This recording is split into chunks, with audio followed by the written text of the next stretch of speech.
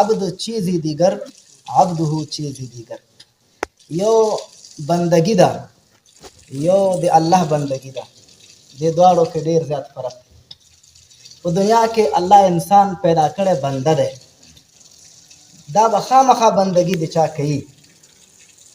کوم انسان داسې وي چې هغه یوازې د الله بندگی کوي، او څوک بیا دا وي چې هغه د نفس او د هوا او د هوس بندگی وکړي، څوک د شیطان بندگی وکړي. د دې وجه نه ابن قیم رحمت الله علیه دا یو عالم تیر شوی دی، هغه یو کتاب د قصیدة النونیه، په هغې کې یو شعر هغه ذکر کړی. هغه فرمایي: هربوا من الرق الذي خلقوا له وبلوا برق النفس والشیطان. هغه وایي ډېر خلک داسې دي چې د الله د بندګۍ نه تښتي، او هغه بندګۍ دپاره چې دا خلک پیدا کړي شوي دي د هغې نه تېښته کوي. هربوا من الرق الذي خلقوا له، دوی وایي تېښته کوي د هغه بندګۍ نه چې د کومې بندګۍ دپاره دوی پیدا کړي شوي دي. وبلو برق النفس والشیطان، او دوی اخته شوي دي د نفس او د شیطان په بندګۍ کې.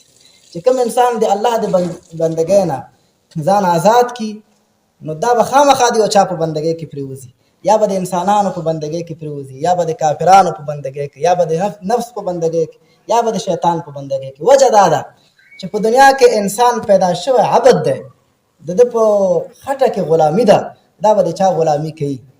خو دا غلامي څوک د الله کوي. نو د دې وجه نه علامه اقبال رحمت الله علیه فرمایي: عبد چیزی دیگر.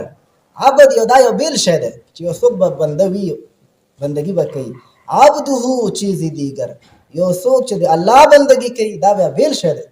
د الله بندګي چې د هغه ته انسان شیطان بیا نه پرېږدي، نفس یې نه پرېږدي.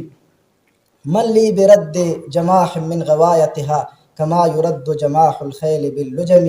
هغه قصیده برده کې یو شعر، هغه شاعر وایي من لی برد جماح من غوایتها، څوک شته دی چې زما د نفس دا سرکشي د دې دا واګې ونیسي.